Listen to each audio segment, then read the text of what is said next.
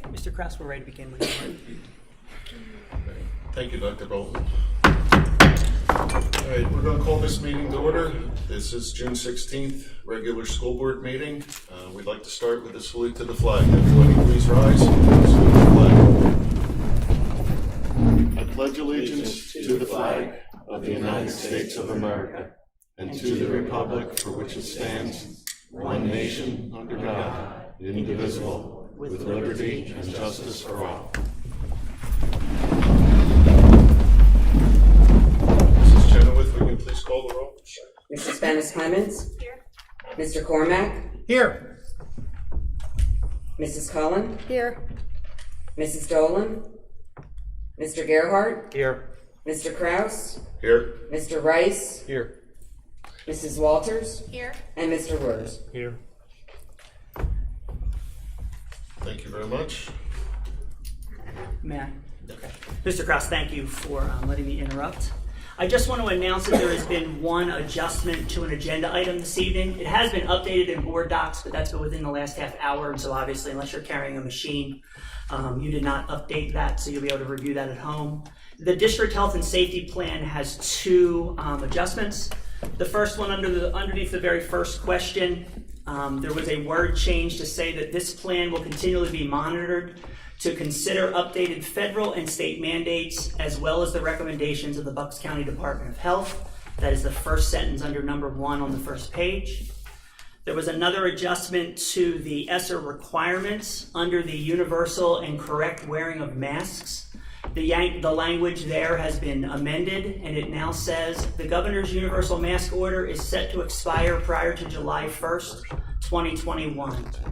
Masks will be optional for all who choose to wear them while on Penn Ridge School District property or participating in district-sponsored events. The rest of the document remained unchanged. So I just wanted to make you aware of that because I know some of you may be making a public comment, at least in terms of the topics you chose. So I want you to have the updated document. Okay? Thank you, Mr. Kraus. Thank you, Dr. Bolton. So with that, we'll move into public comment. According to policy 903, public comment, which is limited to 3 minutes, should be directed to the presiding officer rather than individual board members, district employees, or members of the public.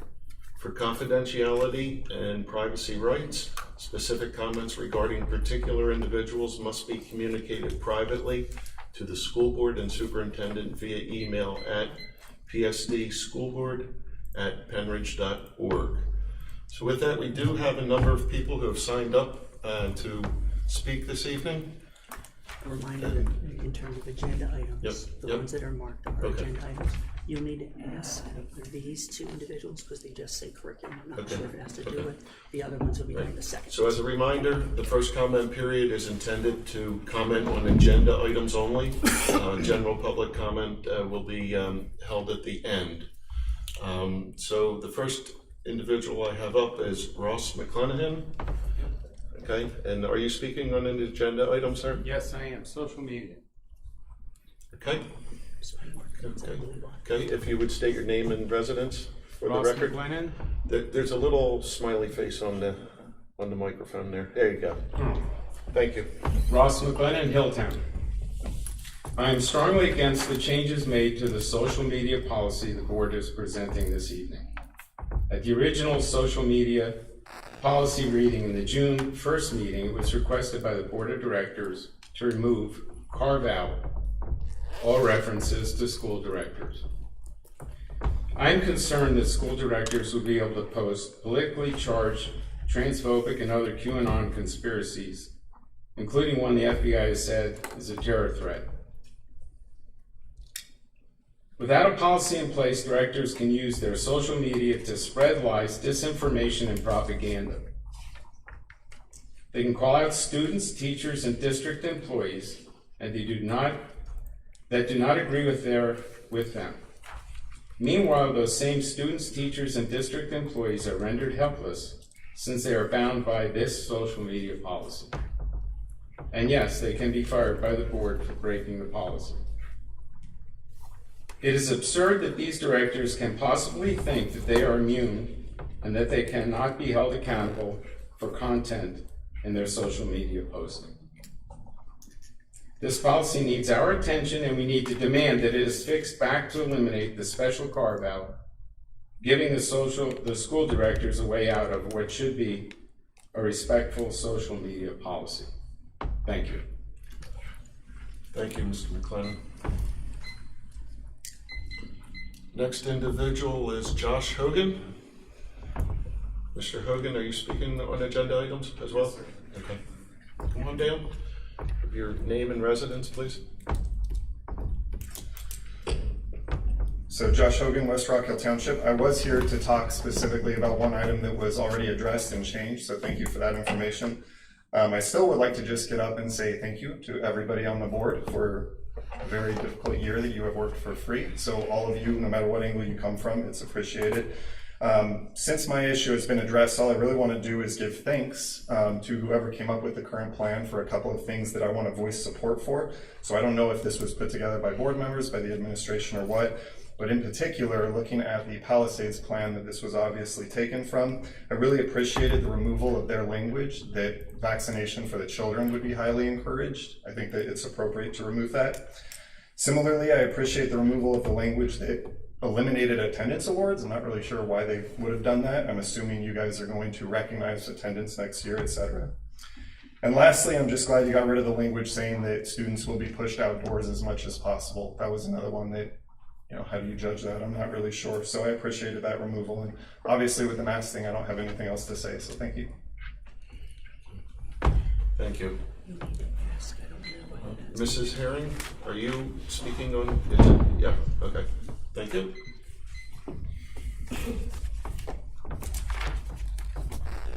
Diane Herring, Hilltown Township. I'm actually addressing specifically the committee meeting minutes from the curriculum committee. I attended it and I waited till the end. I subsequently went home and did my homework again. I'm wondering, because we had this presentation, where the data is that supports the initiative, okay? We have no community surveys that I can find. We have no student surveys that I can find. We studied how many people wanted Papillota versus Hellman. We submit surveys for community agendas for when we're hiring a new superintendent. We submitted surveys to everyone about whether they were going to be virtual or in person. I'm sort of stuck here because I submitted a right to know request. I asked for documentation, and there's no data. Where's the data that's driving this? How did we come up with all of this? Because we held a meeting, and that entire presentation contained no statistical analysis, no data. So maybe someone could tell me, because if it wasn't in the right to know request, I don't understand why it wouldn't have been given.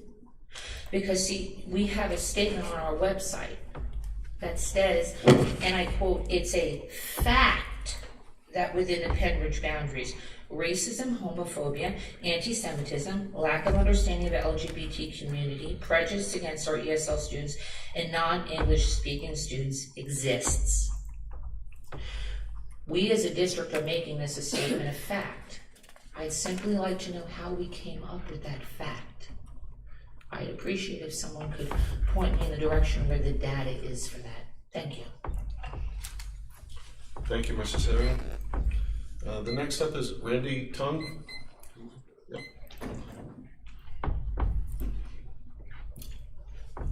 Please state your name and municipality, please. My name is Randy Tung. I live in Percy Borough. What was announced at the start of this addresses mostly what I was about to talk about. I would add though, I think it's still worded a little bit dangerously in that it connects the masks being optional to the ending of the state mandate. Now that the emergency declaration has been ended, local health departments have a higher authority than the state health department. So I think a better wording would be in accordance with the health department's guidance, masks will be optional. But I still think it's a major improvement to what it was. Also, the part of the health and safety plan about disabilities didn't seem to really address like whether people would have to provide proof. So in case masks they come back or something similar, I think wording that basically says that the students could claim the exemption or disability without proof would be helpful. That's pretty much it. Thank you. Thank you. Next up is Jennifer Herringer. I'm okay.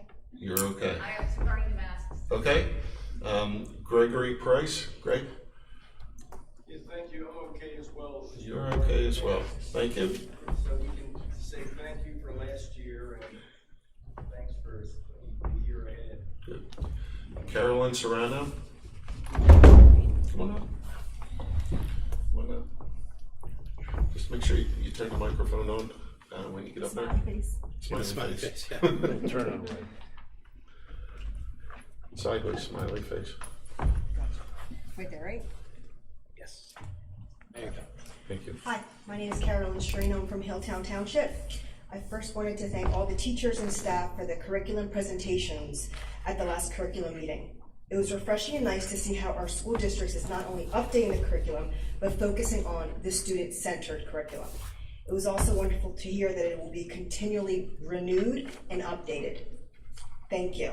In addition, I want to mention that after reading the district social media policy, specifically the personal and social media account portion and the consequence portion, I noticed that although it did include the school employees, it didn't, and erase actually, the school board members, which should be included.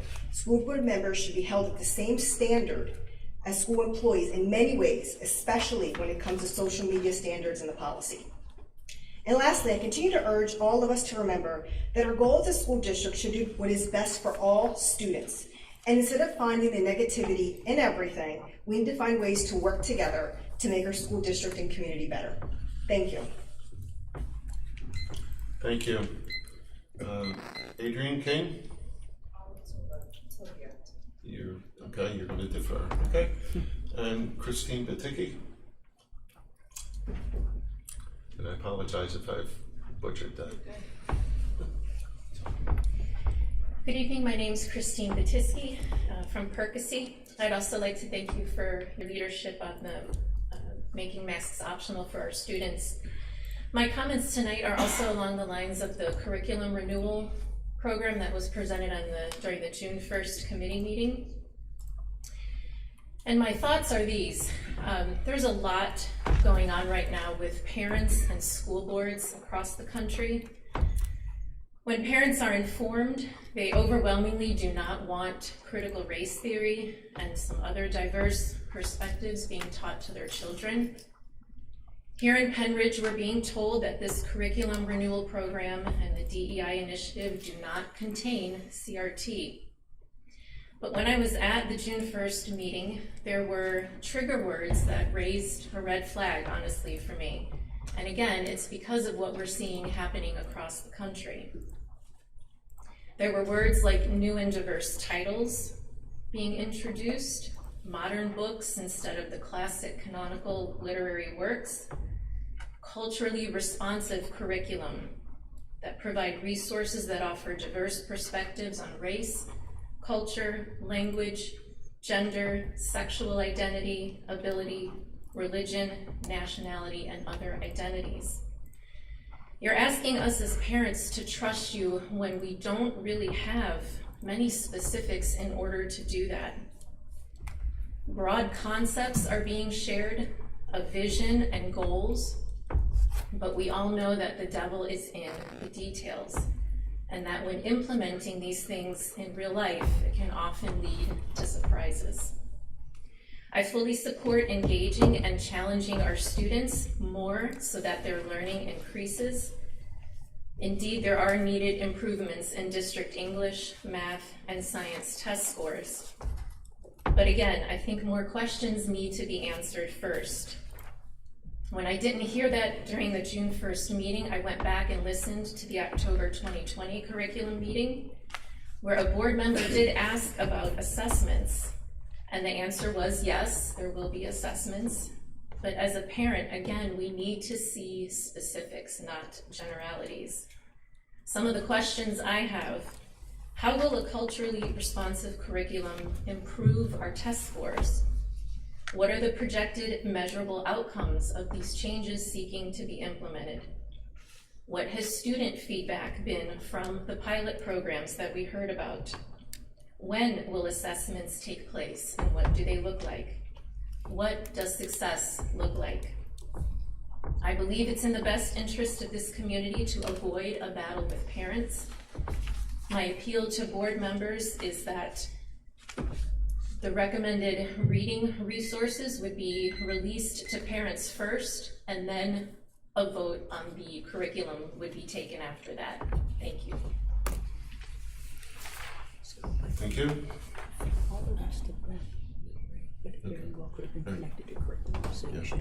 Okay, so the other folks who signed up, we weren't 100% sure if what you were speaking on was connected to curriculum or not, so we'll run through the list, and if you want to defer to the end, just let us know. Heather Sensel.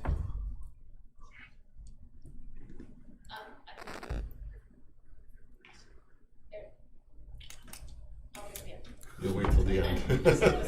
That's fine. Dawn Curran. Hi, I wanted to speak about DEI members at the curriculum committee. You speak now or at the end, your choice. I'll speak now.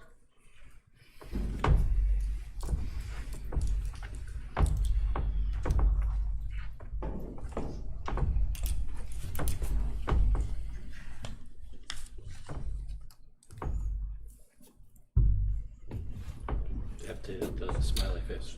Yeah, there's a sideways smiley face on the. There you go. There you go. Thank you. Thanks. Good evening, everyone. My name's Dawn Curran. I live in Bedminster. First, I would like to give a big thank you to the staff, students, and parents who volunteered their time and efforts to participate in the Diversity, Equity, and Inclusion Committee. And I'd like to thank Dr. Bolton for recognizing their work.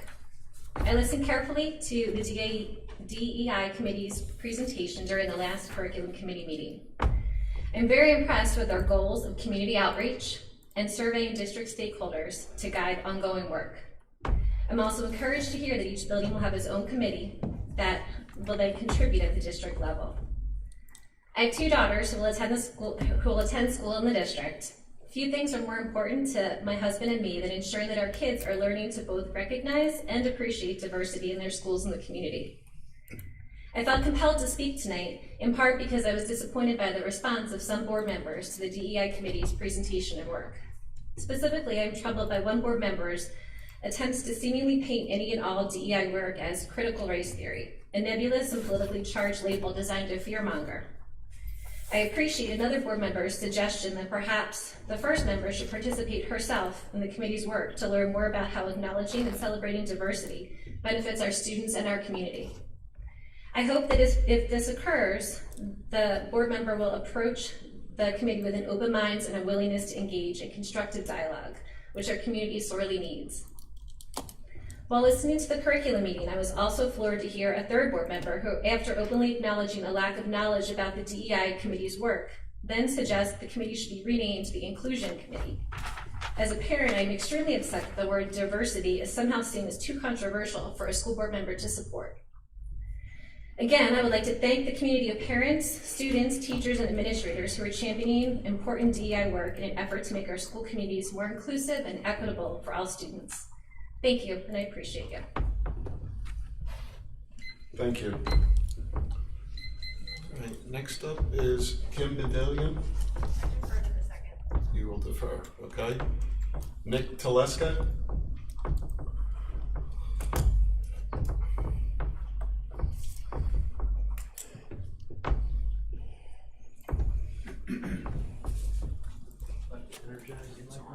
No, you're good. My name Light- is light's Nick still on. Taliska, Sellersville.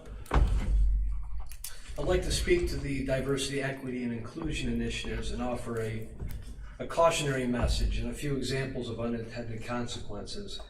Diversity, what could go wrong with diversity training? Nothing usually, but this training is different. The concern is that it demands our students have a stunted worldview where people are categorized predominantly based on race, sexual preference, and gender identity. The pitfall is that students may get the message that diversity is based on how things seem to their eyes, literally the surface of people, or that it is based on an individual's private thoughts, desires, or perceptions.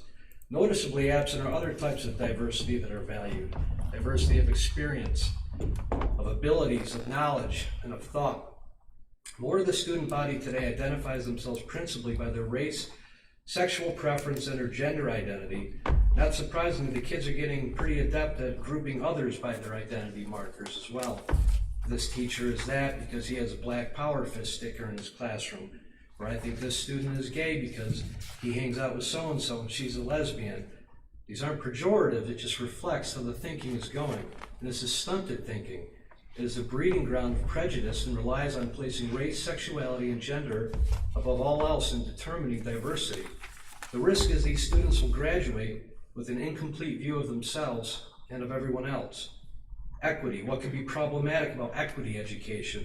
Equity means balance and fairness. The main pillar of this viewpoint is that our country is fundamentally racist and that the bigotry and biases of its people have been institutionalized into every aspect of American life. There are scores of people that have a contrarian view, that America is the least racist of nations, and that our country was instrumental in ending slavery throughout the world. And the oppressor-oppressed matrix and self-examination of power and privilege concepts, they are exclusively targeted towards white male students. This is obnoxious. I was told a story where two black students were overheard having a conversation in one of the high school bathrooms, and the one just received a bad grade on something she worked hard on. Her friend was sympathizing and trying to reason what could be the answer to this, and she said, "Wait, he's white, right?" Referring to the teacher. And the student with the bad grade accepted this, that this must be the reason. Our students need balance, even if truths are being weighed, and it's critical when falsehoods are being evaluated. Inclusion, everyone wants to feel included, of course, but if we think there's only so much inclusion to go around, we all lose. There's a worrisome trend of thinking that goes to include viewpoints of the historically less represented, other viewpoints must be excluded. There's plenty of room for viewpoints, and our school should be a rich environment for discussion, thinking, challenging, and understanding. I don't know of a single person that is against the concepts of diversity, equity, or inclusion. The concern is for the unintended consequences. And if we don't ask ourselves what could be a potential negative outcome, we may end up unintentionally creating new marginalized segments of society, contributing to the next generation of divided citizenry, and formalizing a new bigotry based on modern prejudices and stereotypes. Thank you very much. Thank you. Kevin Foster? Good.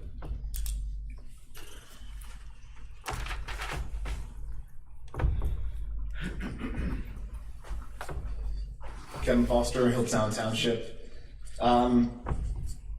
I have some concerns about recent conversations around curriculum and the DEI committee, but I kind of wanted to start out and just thank the committee for their continued work to make the Pembridge community a better place for everybody. Your efforts really do matter to so many, so please keep up the hard work.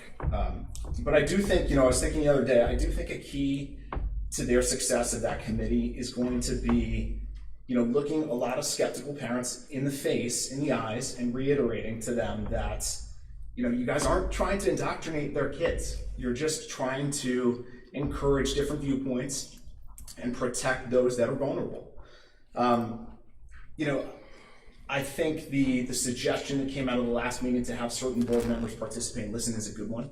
I think that's going to hopefully lower temperatures in the community. But I do think, there's a lot of parents that just simply aren't going to buy what you guys are selling, no matter if you've been an administrator for 25 years, if everyone around you knows the truth. There's going to be some people that still aren't going to buy in. But I think it's encouraging when you look those people in the eye, because face-to-face conversation sometimes is so much more important than what we do online. What else? The national news narrative, we're seeing a lot of news about a new issue nationally, right? I'm not going to say it out loud because it's so partisan and biased, but I think there's a tremendous amount of fear and misunderstanding, and there's certain people that are using this moment to further certain goals, and that's happening locally, and also it's happening nationally. And those goals may not be for the best interest of our students in the district. So I want people to think about that. Many of the newly engaged community members also, I have a concern that some of these people believe in some conspiracy theories, and that's worrisome. And there should be parents and community members that, wake up and pay attention and be concerned as well. There's also other folks that have much broader networks in the community, right? There's community leaders that have broad networks of people. I encourage those people to speak out so they understand what is at stake for Penn Ridge and for our kids. Curriculum should be based on, things that are approved by the experts who have dedicated their careers to understanding and improving our children's learning. So thanks again to the teachers and admins for your continued work in this area. Thank you. Thank you. Kevin Levin.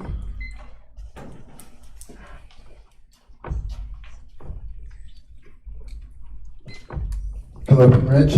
My name is Kevin Levin. I'm here tonight on behalf of my organization, the Bucks County Anti-Racism Coalition. Sir, can you indicate where you are from? New Hope. I'm here tonight on behalf of my organization, the Bucks County Anti-Racism Coalition.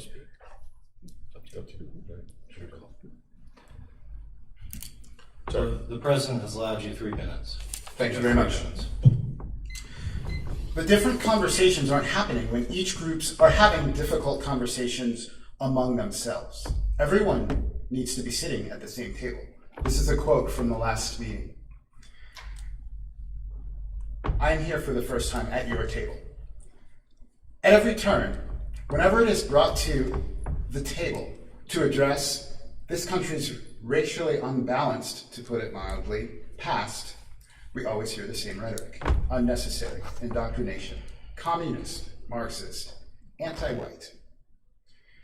Let's examine some of the other things that have been called communist, indoctrination, and all these other things in the past. Anti-lynching laws were called un-American. They were said to have been crammed down the throats of the majority of Americans. Affirmative action was called communist and anti-white, despite the fact that to this date, the group that has overwhelmingly benefited the most from affirmative action, white women. Integrated schools, voting rights, civil rights movement, all called anti-white, all called communist. All the people of the time said this has gone too far. They even said this about the March on Washington. If you agree with that sentiment, but you don't think January 6th was a problem, then you've just exposed your own bias. Even MLK was called a communist in his day.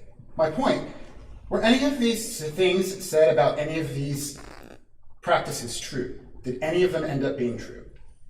Or were they scare tactics to keep people from realizing that we all benefit from critical examination and working to dismantle inequity based on race whenever we can?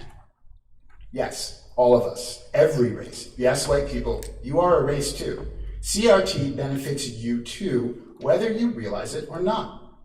But it was just said that people don't want division. They don't want people to be seen as a group or as an other.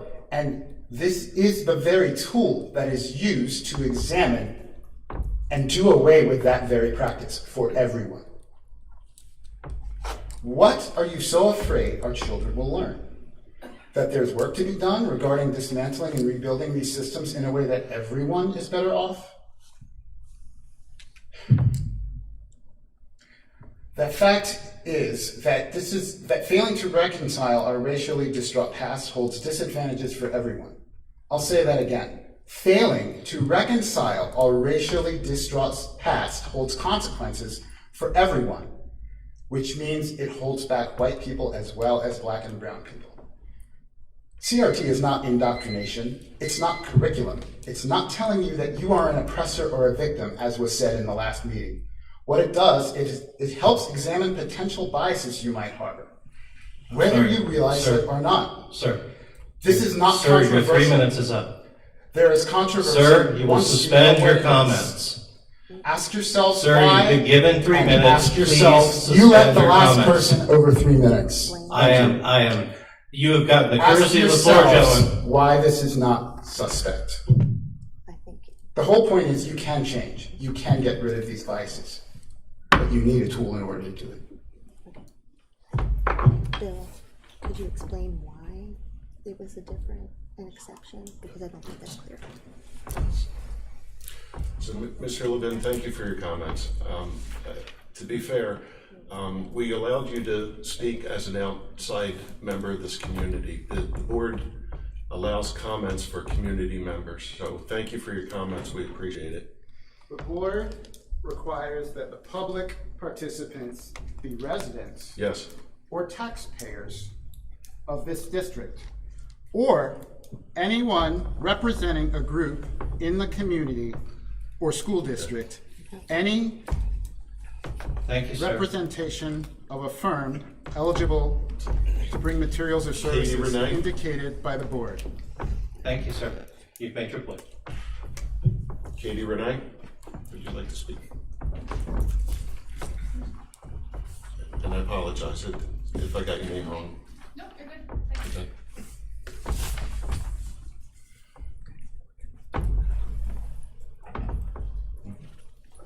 Katie Renee Perkisey Burrow. I'm a Penridge graduate and parent.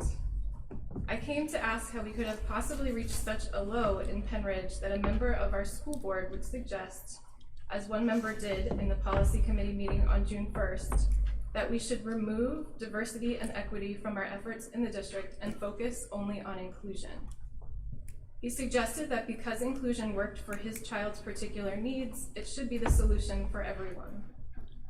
Diversity and equity cannot be left behind. We cannot allow those words to be so weaponized by a small faction of this community that we make staff, students, or families feel unwelcome or unheard. We should want all the families in our district to have a positive educational experience, and we should listen most closely to those who are telling us that they do not.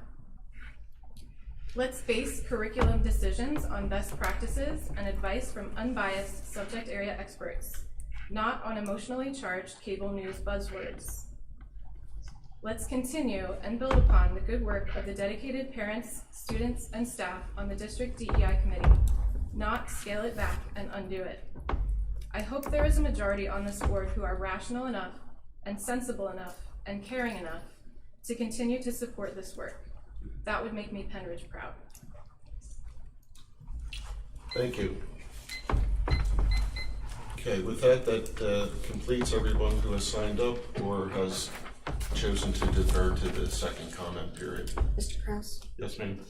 I just would like to provide a few points of information in case people are not around for the rest of the meeting. I would like to point out and reiterate, as I did many times at the curriculum meeting, since it was just mentioned, that I did ask, in fact, to be a part of the committee. Ironically, I was not invited to be a part of the inclusion committee, the diversity, equity, and inclusion committee.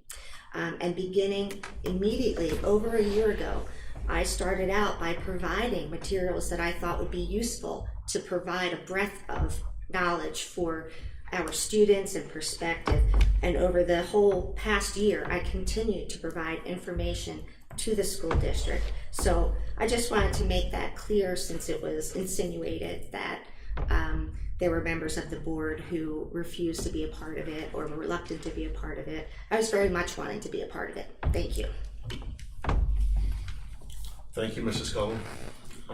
So moving into the president's report, I have nothing prepared tonight. I would just like to recognize the students who graduated this past year and the efforts, Herculean efforts that it took on the part of their parents, their grandparents, their support staff, their support system, the efforts of the administration, the teachers, the groundskeepers, the bus drivers, everybody who played a role in bringing those students to graduation. It was a beautiful day. It was at Hellman, the first class to graduate from Hellman Field. It was, I thought it was awesome. So just wanted to recognize that. And with that, I'll pass it to Dr. Bolton. Thank you, Mr. Krause. It was awesome. That's a good word for it. So, Alex, you must be really cool because your name has been up there a really long time. Everybody's going, I wonder who Alex is. So, I would like to start by recognizing a student, I'll let you guess his name, as well as a staff member, because their story highlights the powerful impact that our staff and our curriculum can have on lives. You could even say that it has the power to save a life. I'd like you to meet Alex Goglia. Alex, why don't you come forward while I say nice things about you? Okay, because we're going to pause for pictures up here. Right? Ooh,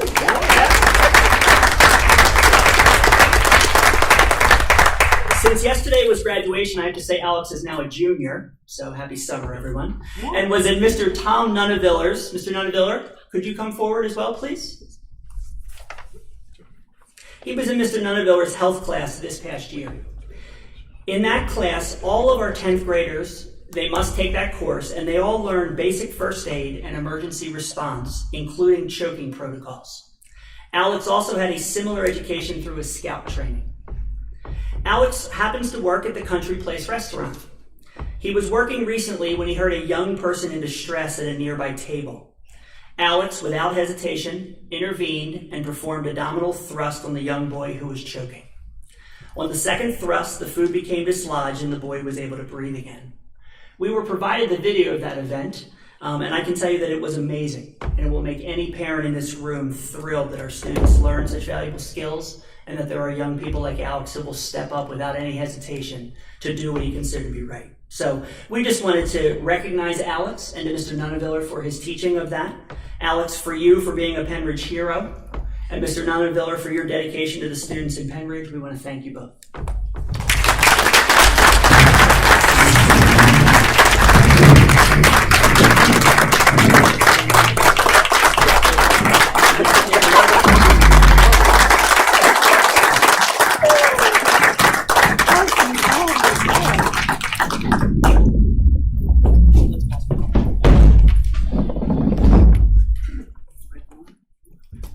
We get the second. All right.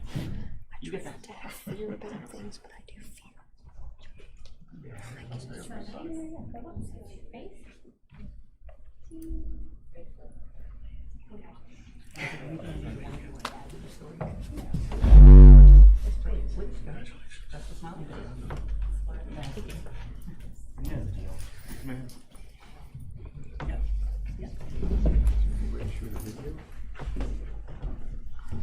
So, with my history, I've been in Scouts now for about 7-8 years, at least in Boy Scout Troop 1.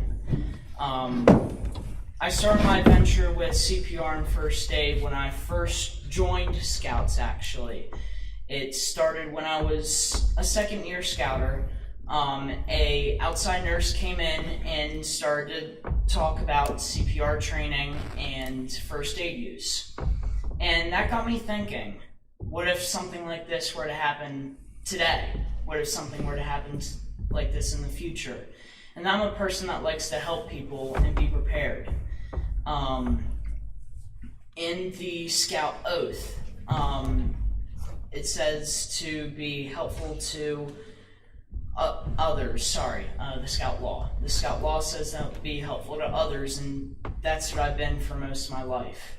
So I started in my Boy Scout troop. Then when I went to summer camp, I went on to have a life-saving merit badge, then a first aid merit badge. Both require CPR training. Then I even extended further of it that I am certified to teach CPR. I got certified recently, and I taught my first class about a month ago. It was a successful class and everyone passed. So I would like to thank Mr. Nunaviller and my troop for replaying it in my head over and over and over again. It is something that I believe everyone should know. It saved a life, and it could save more, way more. Thank you.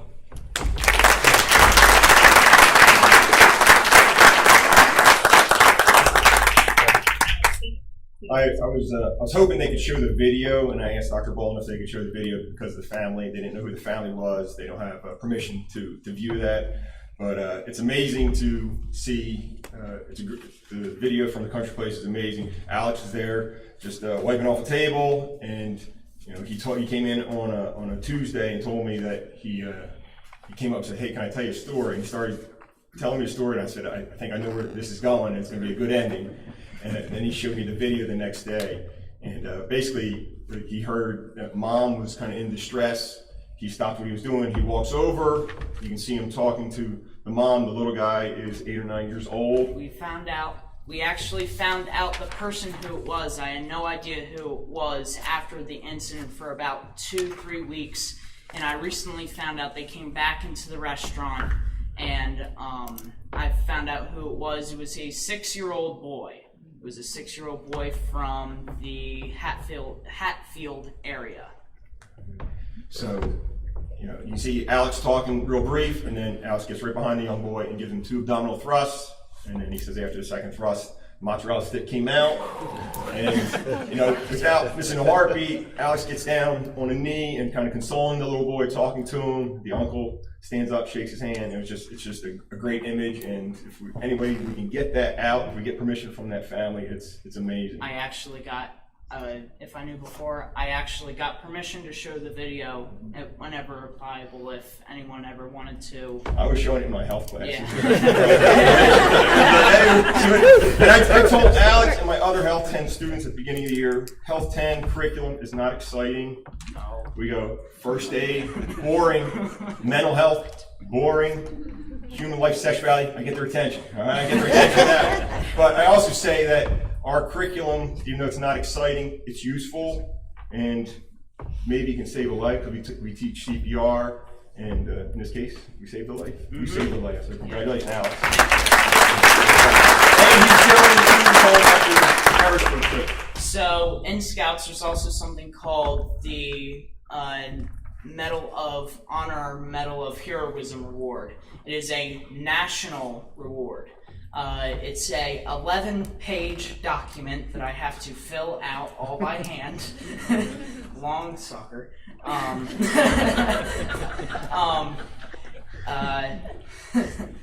Fill it out, and it first has to go to our local council, the Washington Crossing Council, and it has to be approved there first. Then it goes to a council, I believe in Harrisburg is where it is. It gets submitted to the National Council, and then they decide which honor reward I get. There are 3 types of rewards. The first reward is if I put myself in extreme danger. Second reward is if I put myself in moderate, or if I put myself in low to minimal danger. In this case, I didn't really put myself in that high of danger, but I'm hoping and praying that I do get that reward, so to say. And it's, to put it into relation perspective, it's almost like the Purple Heart in the military to Boy Scouts. Is a very rare reward. Only 125 Scouts have ever rewarded that this past year. It is a very rare reward. So, yeah. Alex, thank you. One other thing for the school board, thank you. Dr. Bolt, thank you for helping us get through this year. It was not easy. And Chester, gentleman down here, he's amazing. He's amazing. He's amazing.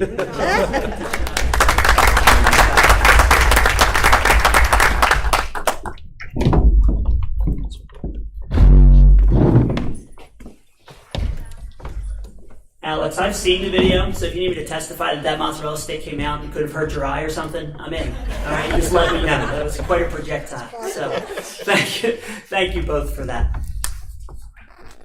We have had a wonderfully busy month here in Penridge, and so I want to highlight some of the biggest events.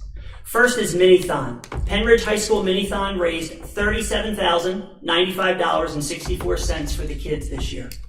The Minithon main event was a blast. Students had fun with games, competitions, raffles, food, ice cream, music, and dancing. If you take the 4 years that the class of 2021 has been part of Penridge, that 4 years alone, Minithon has raised almost $190,000 for the Four Diamonds movement to help conquer childhood cancer. The next is our Performing Arts Department. Penridge High School Performing Arts Department performed Movie Madness, and it was epic. That's Miss Cooper's word, not mine. I don't use that word much.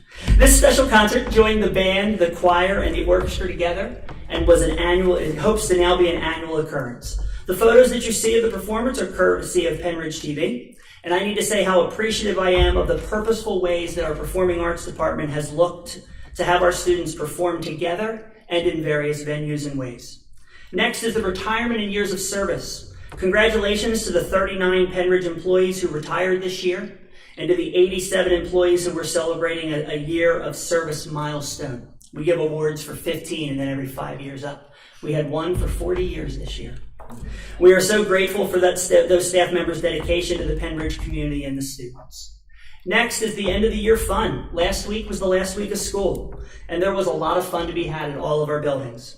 Our students and staff celebrated the end of school year throughout the district with picnics, field days, dance parties, sweet treats, and so much more. The smiles on our students and our teachers' faces were enough to warm our hearts.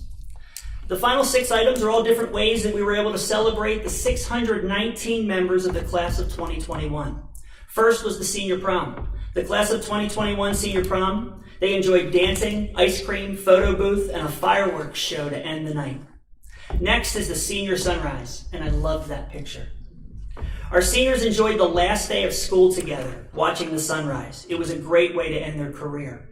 Initially, the Executive Council had asked to do the senior sunrise on prom day, which was the Friday before that, but it was a pretty nasty day weather-wise, and so they moved it to the last day of school. So they all gathered at 5 a.m. on the last day of school and out on Hellman and watched the sunrise together. The next is the senior video. Each year, the senior class makes a senior video highlighting their entire class. And this year's video was nothing short of amazing.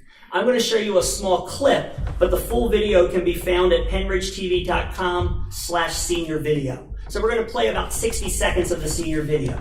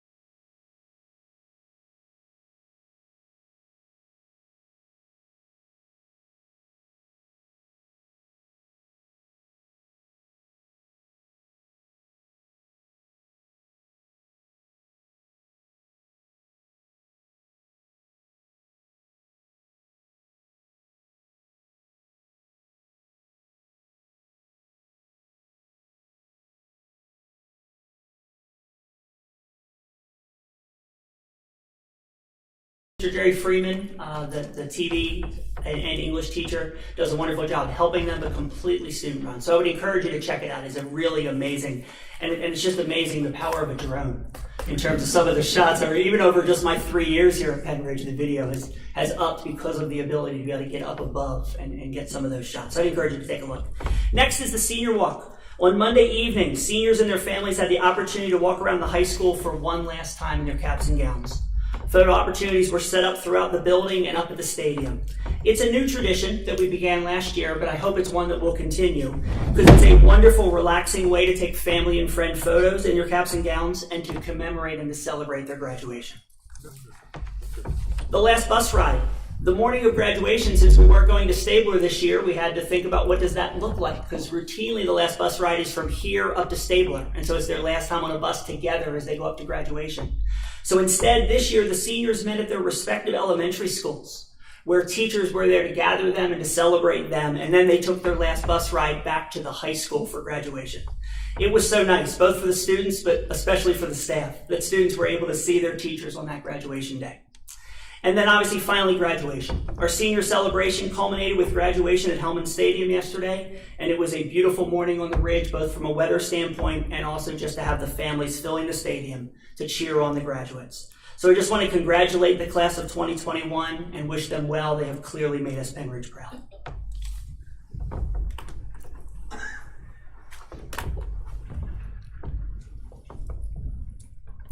Next, I need to mention two donations. First is the donation of metalworking tools valued at approximately $900 from Miss Patricia Gibson in honor of her father, who was a machinist. Those tools are to be used at the high school.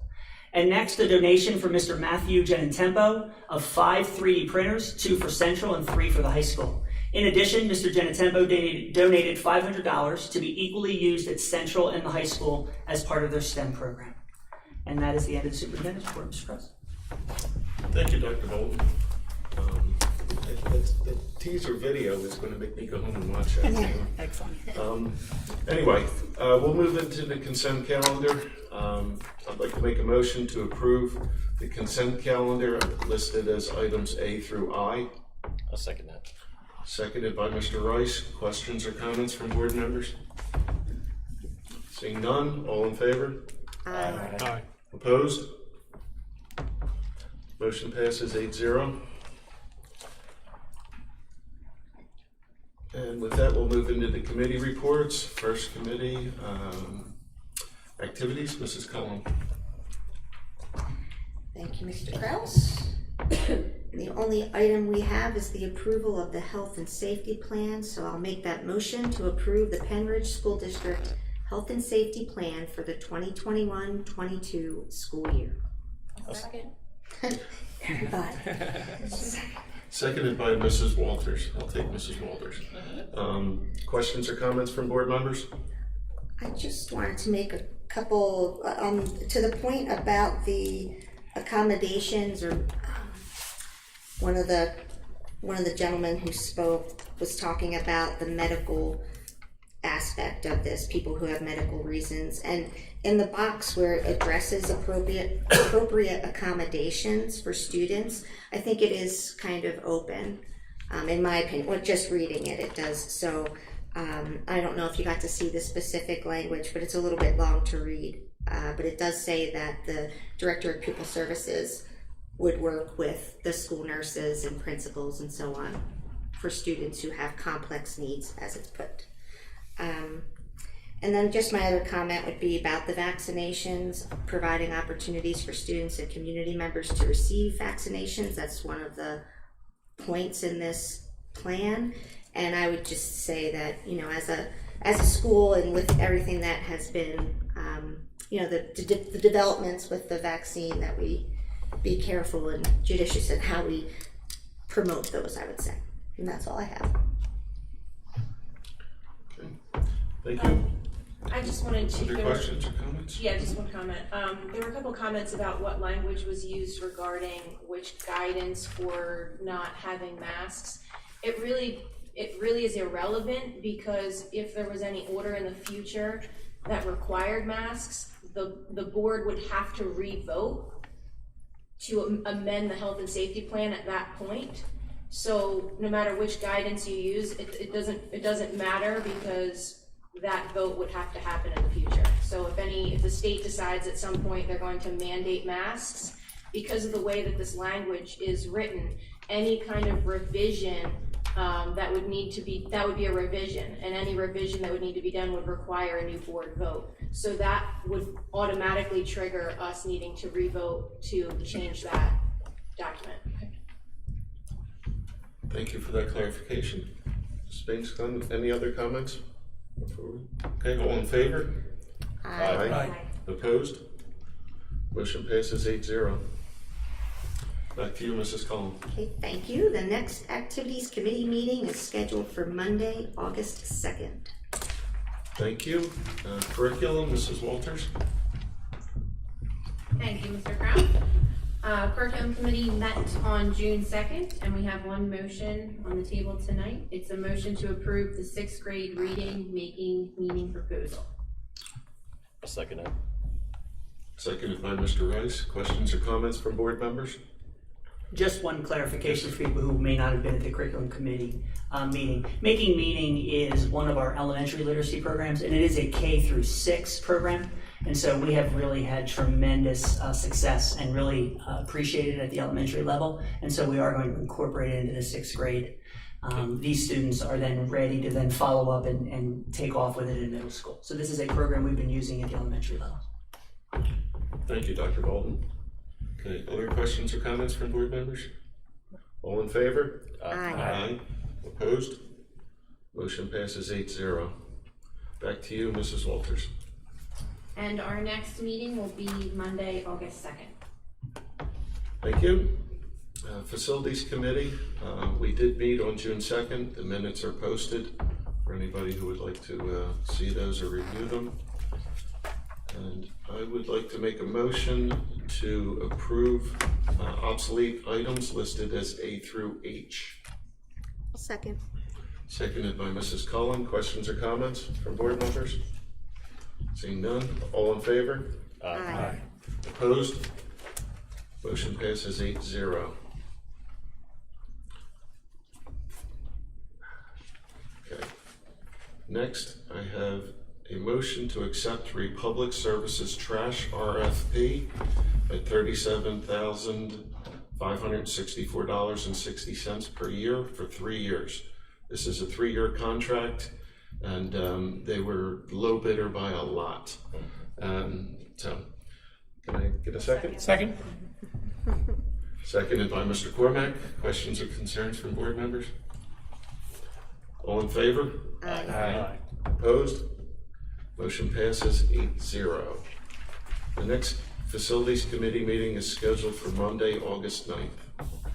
With that, we'll move into Finance with Mrs. Baines-Collins. Thank you, Mr. Kraus. First, I'll make a motion to approve to seek bids for new school bus replacements. Second. Okay. Seconded by Mrs. Cullen. Sorry. Seconded by Mrs. Cullen. Questions or comments from board members? No. All in favor? Aye. Opposed? Okay, motion passes 8-0. Back to you, Mrs. Baines-Collins. Thank you. I'll make a motion to approve the final general fund budget for fiscal year 2021 to 2022 with revenues and expenditures totaling $144,790,562 and set the real estate millage tax rate at 135.2555. Second it. I'm gonna turn my mic on. Seconded by Mr. Rice. Questions or comments from board members? Yeah, is there a tax increase included in that budget? No. No. Okay, just wanted to make sure. And balanced. This will be a roll call vote. So, Mrs. Chenoweth, would you please call the roll? Mrs. Spanos Clemens? Yes. Mr. Cormack? Yes. Mrs. Cullen? Yes. Mrs. Dolan's absent. Mr. Gerhart? Yes. Mr. Kraus? Yes. Mr. Rice? Yes. And Mrs. Walters? Yes. And Mr. Wers? Yes. Okay. Motion passes 8-0.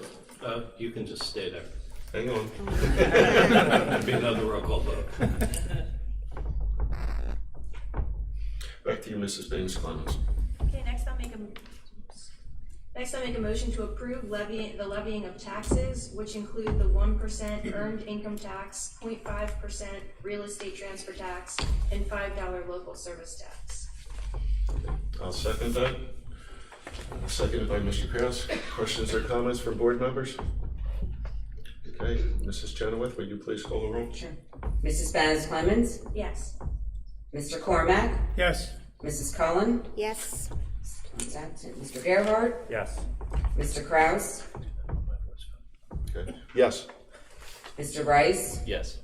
Mrs. Walters? Yes. And Mr. Wurs? Yes.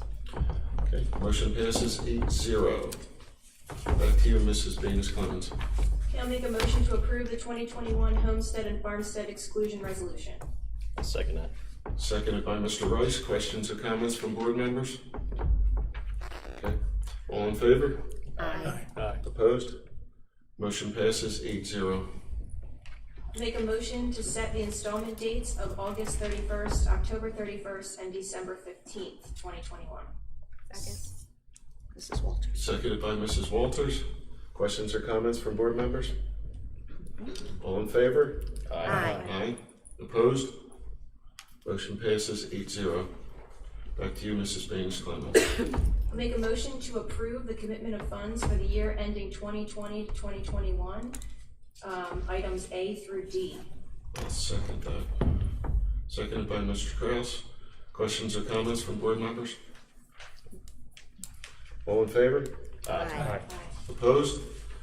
Motion passes 8-0. Back to you, Mrs. Venus Clemens.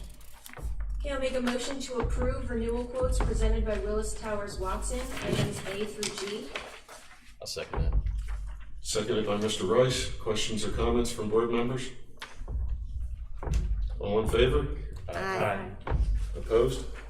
Motion passes 8-0. Back to you, Mrs. Venus Clemens. Okay, I'll make a motion to review contracts A through Q. Second. Is that, She said Is that it? review or approve. that's the language. It says review. We need to approve them, right? Yeah, we need to Yes, amend that. yes, Please, we thank need you. to amend Yep. that language. Okay, I'll make a motion to approve contracts A through Q. That's better. Second. Seconded by Mrs. Cullen. Questions or comments from board members? All in favor? Aye. Opposed? Motion passes 8-0. Back to you, Mrs. Venus Clemens.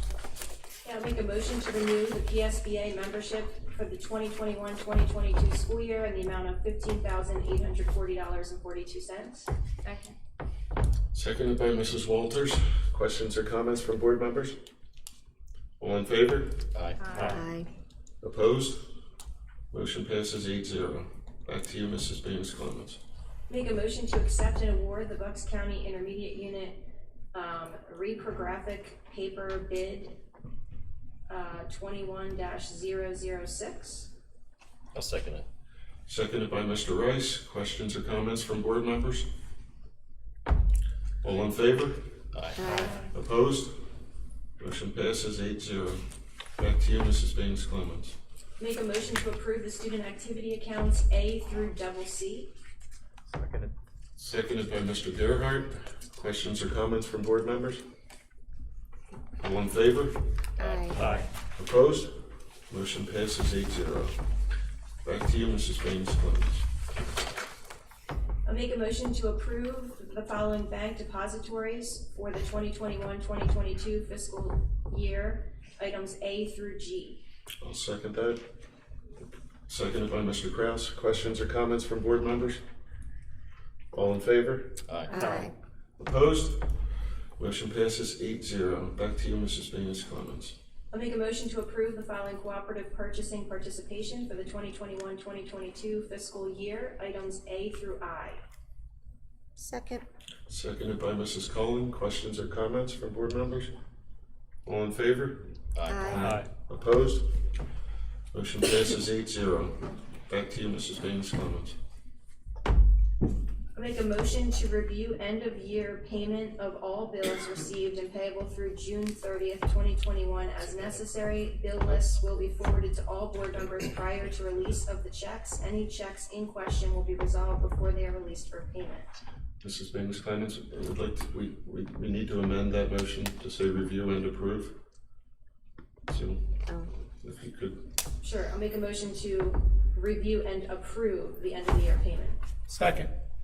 Seconded by Mr. Cormack. Questions or comments from board members? All in favor? Aye. Opposed? Motion passes 8-0. Back to you, Mrs. Venus Clemens. I'll make a motion to approve QMB letter of credit resolution, QMB explanation and waiver of rights regarding confession of judgment, and the QMB International Facilities Agreement documentation regarding letters of credit for the stormwater management operation and maintenance agreements for East Rock Hill Township and West Rock Hill Township. I'll second that. Seconded by Mr. Rice. Questions or comments from board members? All in favor? Aye. Opposed? Motion passes 8-0. Back to you, Mrs. Danis Clemens. The next Finance Committee meeting is scheduled for Monday, August 9th. Okay. Moving into personnel. Personnel Committee did meet on June 1st, and we have a few motions to bring forward. As soon as my computer decides to cooperate. Okay.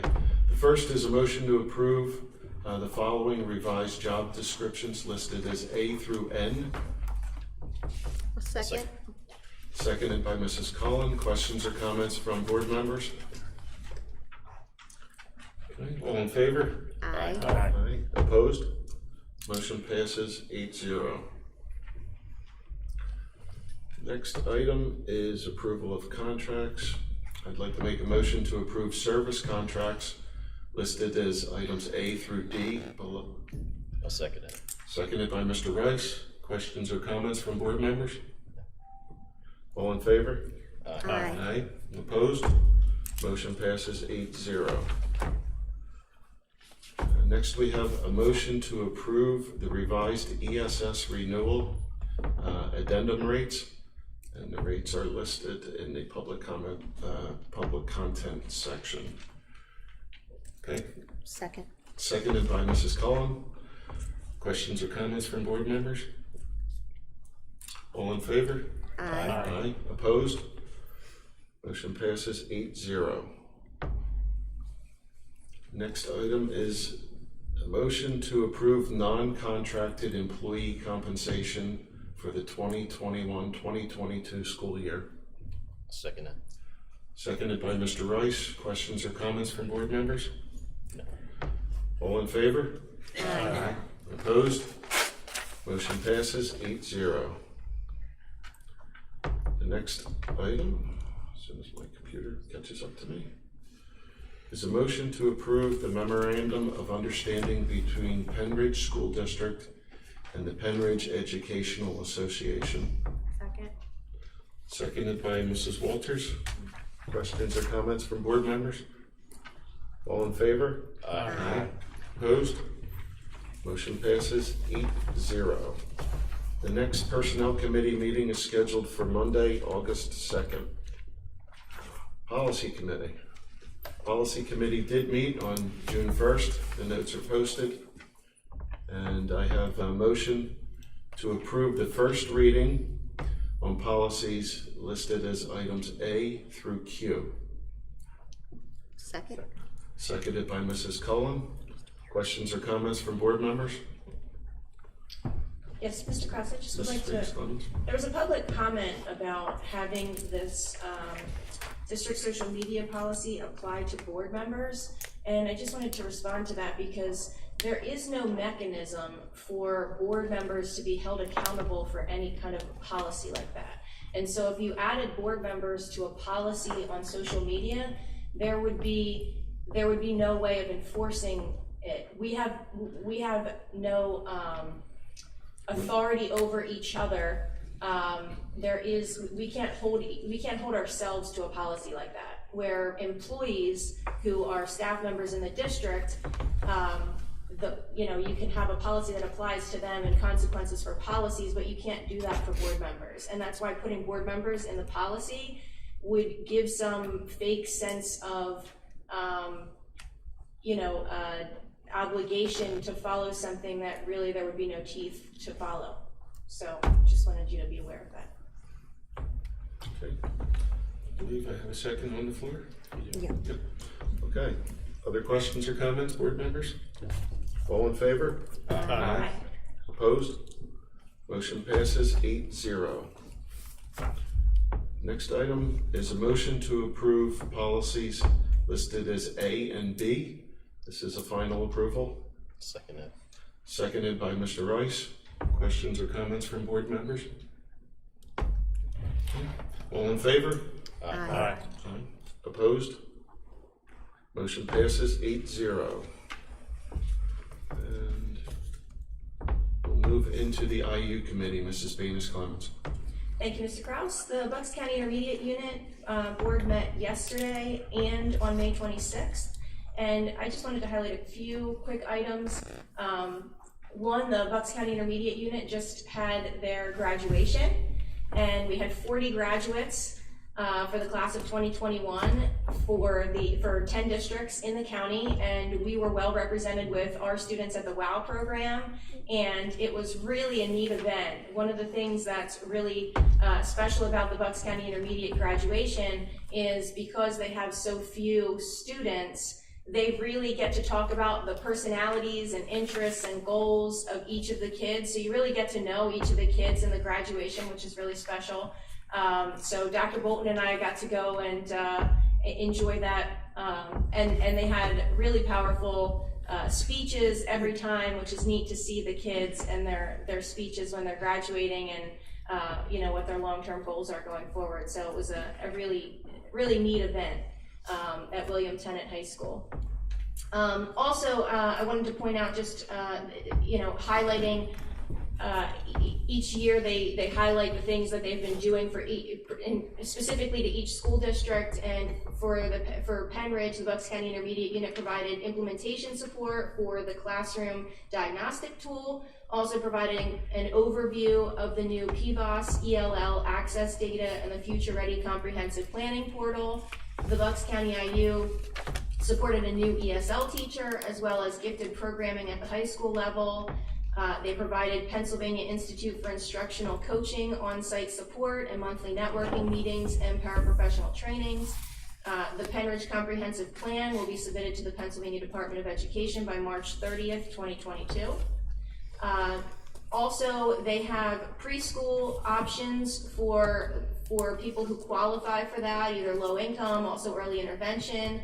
And so that's something that you can go on the Bucks County, it's bucksiu.org/preschool if you want to register your kids and look into those programs that are available. Also, they're hiring for extended school year, so if anyone would like to apply for the Bucks County Intermediate Unit to help with those programs over the summer, they would love to have you, and you can apply at bucksiu.org/careers. And lastly, the Fab Lab is coming to the Bucks County Public Libraries. They're having free 3-hour STEAM sessions that are going to be offered for children entering grades K through 8.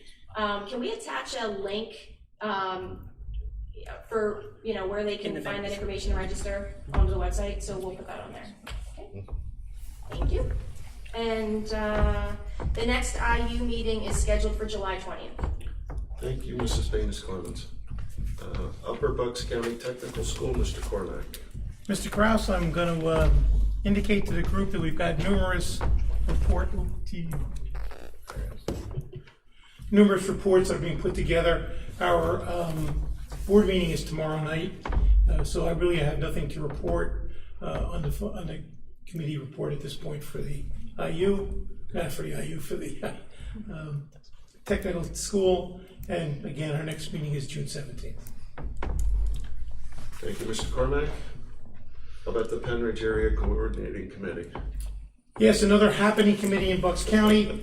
Because of scheduling concerns, I wasn't able to make the last meeting. But I do want to report that the Silverdale Recreation Association is going to do their concerts in the park. There's going to be 3 concerts, the 18th, the 15th, and the 12th.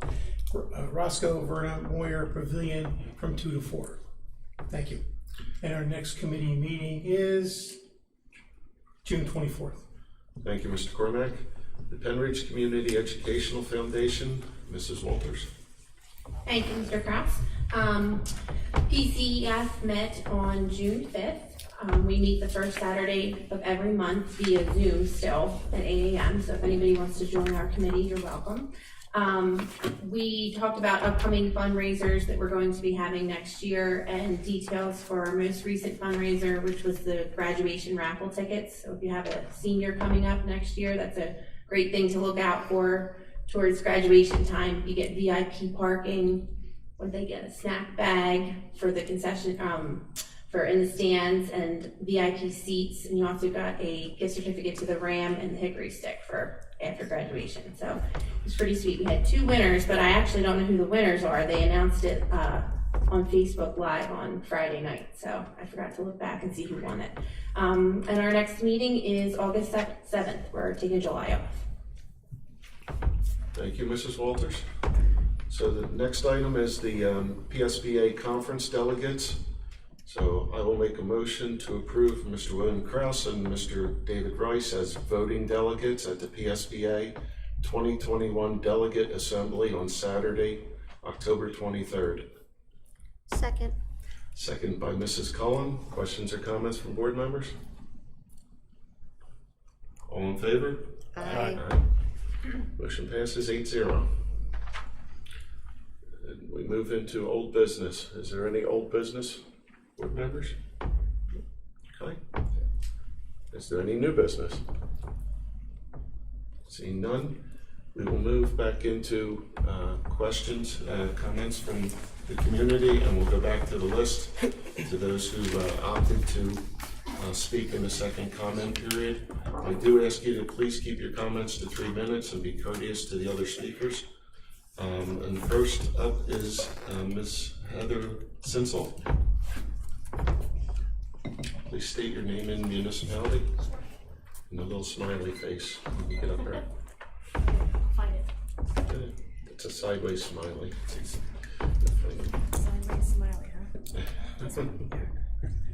Okay. Hi, Heather Sinsel, Hilltown. Thank you for giving me the opportunity to speak tonight.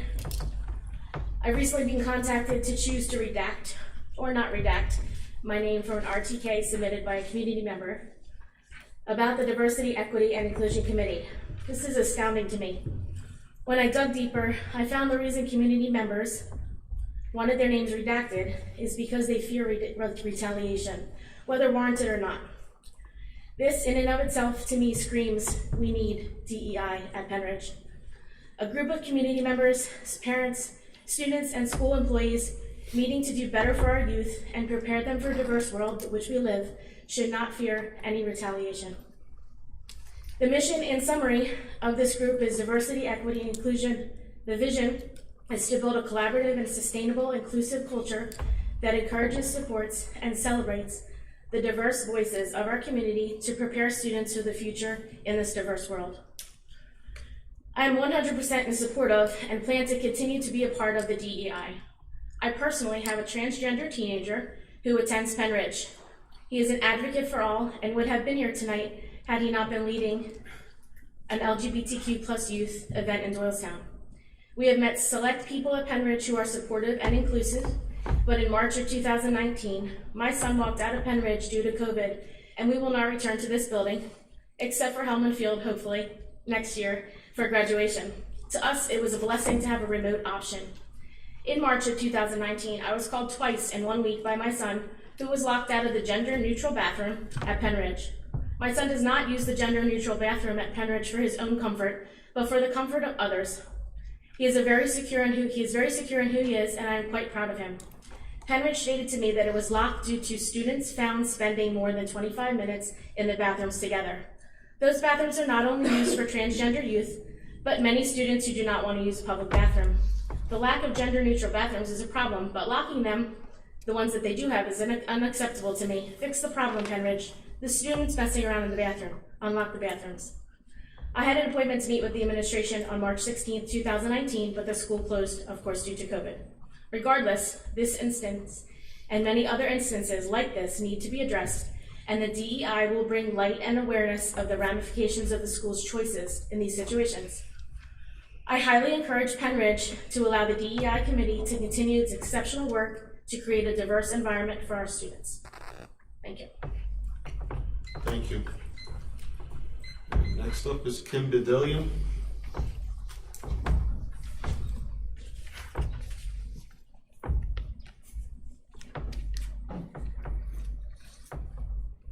Hi, Kim Bedillion, Percy Borough. At the recent curriculum committee meeting, Dr. Scheid stated that critical race theory is not present in the curriculum. However, her presentation included a slide which was titled Teaching and Learning Framework. This slide described the framework as culturally responsive curriculum, culturally responsive instruction. In addition, the curriculum presentation included comments concerning adding more diverse authors, adding a social justice component, and a science unit surrounding what makes me me, what are my traits. These were mentioned. These are concepts straight out of critical race theory. Dr. Cleveland Hayes, a professor at IUPUI who specializes in and promotes critical race theory in education, states, if teachers are culturally responsive and inclusive, your district is already teaching components of critical race theory. Still call it by any other name if you wish, but it is clear that culturally responsive curriculum and instruction is based on CRT. The community is overwhelmingly against the inclusion of any components of CRT within the school district, whether it be renamed as culturally responsive or diversity, equity, and inclusion, which leads me to my second topic. It is my understanding from attending prior meetings of the school board that the DEI initiative was supposed to be in the planning stage with approval to be sought from the administration and school board before implementation of any activities, strategies, and the like. However, it is clear from the two presentations of the DEI team that they have moved beyond planning into implementation. Based on the reaction of the board members who were present at that curriculum meeting, the DEI initiative moved beyond their scope and authority and approval.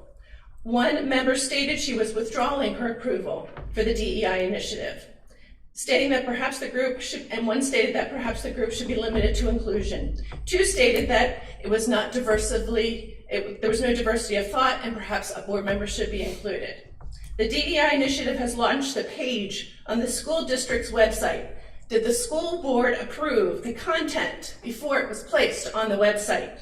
Does the school board approve of its continued presence on the website? What's on the website? Listed under district goals, which sounds like they're speaking for the district. They want to continue to provide activities for employees, students, and the community to address the fact that within Penn Ridge boundaries are racism, homophobia, and you heard the rest. Other than anecdotal evidence, what data does the DEI initiative have that would suggest that the district is so rife with these problems that a broad brush approach is warranted? I have some data here from the Pennsylvania Uniform Crime Reporting Program, which serves as the state repository for collection of crime statistics. Bucks County has no more than many years, zero Bucks County hate crimes, 0 or 1 in the last 5 years. Are the school board members in agreement that Penn Ridge community is racist? I ask that the school board members that are present today, who have apparently looked over the website and the... Would you just sum up, please? Yes. Finish. I ask that these school board members put this to a vote as to whether the DEI initiative should be disbanded or at the very least completely reworked to include diverse viewpoints that result in a tangible, diverse work product. Thank you. Thank you. Adrian King?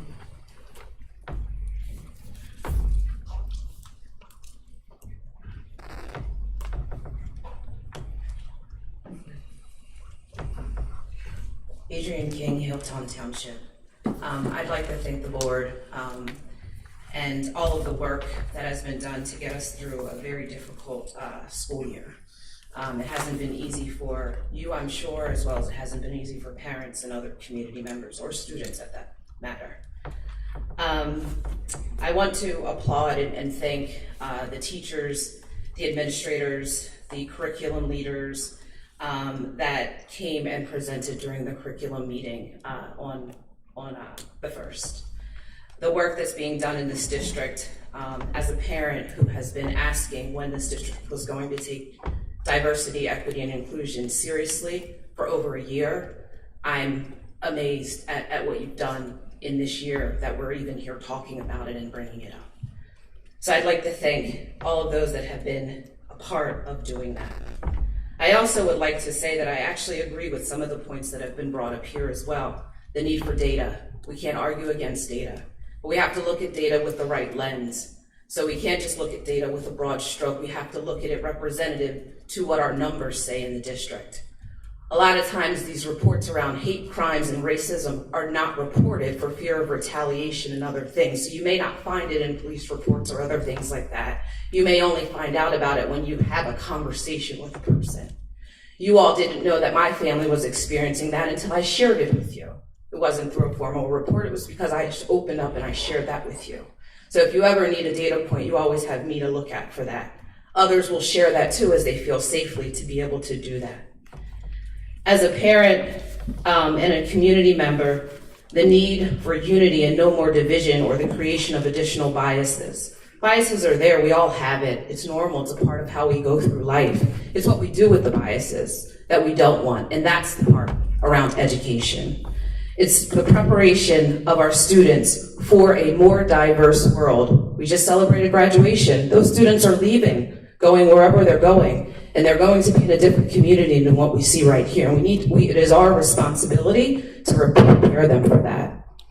It's also my understanding, Megan, thank you for elaborating on being able to hold members of the school board accountable for the social media policy based on you being a governing body. I just totally understand that. The people who hold you accountable are right here in this room. And so I would hope that as leaders of the school and within the community, that you wouldn't need a policy to tell you that you should be leading and representative for all of those that are under your guidance, and that your comments should not be in a way or put out there in a way that creates division, but yet brings people together. You shouldn't need to be told that. It's something that you should do as a leader within your community. I'd also like to thank Mr. Cormack and Ms. Penis around sharing the examples you did at the curriculum meeting around your children. And those two examples actually were critical thinking. Critical thinking is something that we do in school. It's how we teach students to think about things. When we went through the curriculum meeting, the teacher or the admin talked about personal finance and how she has students critically think about their decisions and how that impacts them in the long run. That's critical thinking. And so it was warming to see everyone's heads nodding and agreeing around critical thinking in every other aspect until we got to the point of talking about race, culture, and other aspects of diversity. That's when that seemed to be an issue. Mrs. King. We need to understand, I will sum up. We need to understand that critical thinking is not a divisive technique to draw division. If we don't talk about it, we don't know about it. And if we don't know about it, we don't do anything about it. And we don't come together in order to be more united and so that everyone in this community and school feels safe, valued, protected, and like they're a part of this community. Thank you. Thank you, Mrs. King. Okay, we've gotten through all the speakers on the list. So we're going to move into announcements. Now, are there other public comment for the second? Okay. All right, is there anybody else who would like to speak before we move on? Yes. Mr. McClellan? Yes, thank you. Right, this is on. Yep. And I have two questions. The PSERS, there's a lot of press right now, and I'm just wondering, how do we interact with them? Do we have somebody that works directly with that group? Give me an answer. I'll make sure I email and ask the question. Secondly, and Adrian's addressed it, if you have a rule and you've broken it, there's a metric. Okay? If the board is all in unison about somebody breaking a rule, I understand what you're saying. There's no accountability, I get that. But if you have a 5-4 decision that somebody's just broken a rule, it's a little bit easier if you have the rule. My question on this one is, what does the PSBA have to say about the changes you've made?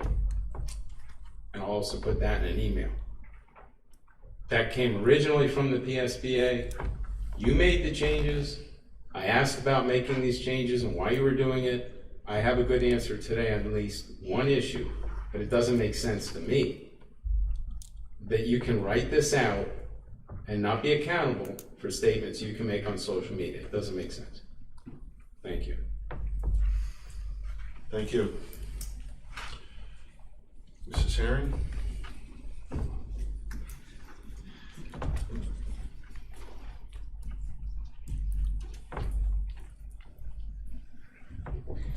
Diane Herring, Hilltown Township. I listened to everyone this evening, and something is not kosher. Because everyone seems to be talking about a committee. And as far as I recall, and what I've been told, the committee's membership is protected. It's secret. That's the argument the board has made. That's the argument the district has made. But yet some people spoke as if they knew who were on the committee. How did people get on this committee if we didn't publicly advertise for it? How did everybody get picked? Because it seems to be a disconnect about people who said they wanted to be on it and they didn't get on it. People who said they are on it. I'm still trying to figure out how did that all happen and when did that happen? Because every other district committee, every other board sanctioned committee has been publicly advertised. I've submitted for them, I've sat on them. I don't ever recall us actually asking who wanted to be on it and where the process was. So how did these people get picked? And how did people get decided who didn't get picked? We all talk about inclusion and, as you said, bring everyone to the table. If we don't start out from ground zero doing that, that's where we are today a year later. Because that's what I just realized tonight. This was all handpicked.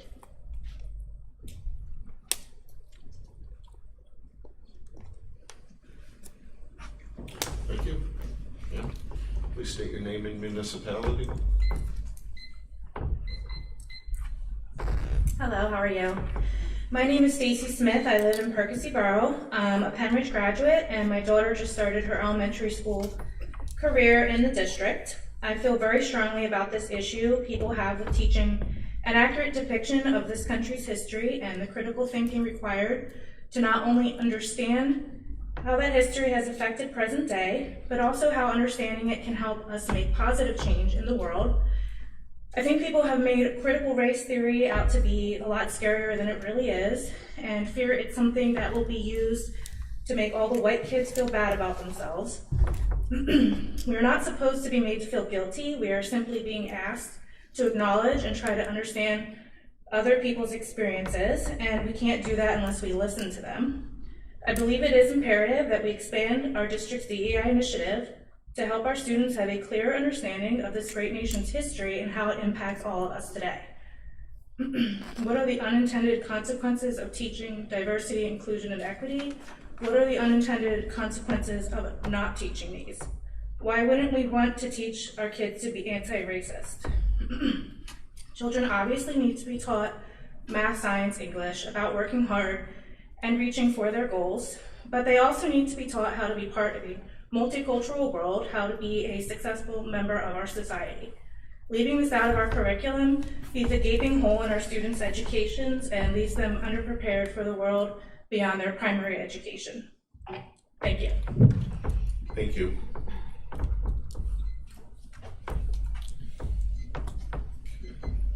Okay, with that, I will move into announcements. Mr. Kraus, can I just add? Mrs. Baines-Clemens? Can I just add one thing to Mr. McLennan's question? The PSBA does not dictate to the school districts what policies we're supposed to pass. There are some things that are required, and there are some things that are recommendations, or some things that are just suggestions.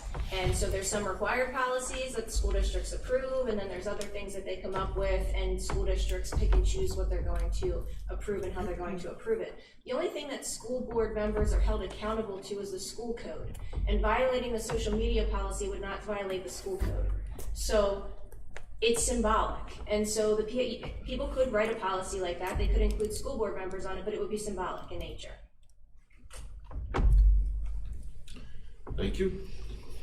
Okay, an executive session was held before and after the June 1st committee meetings to discuss a legal matter.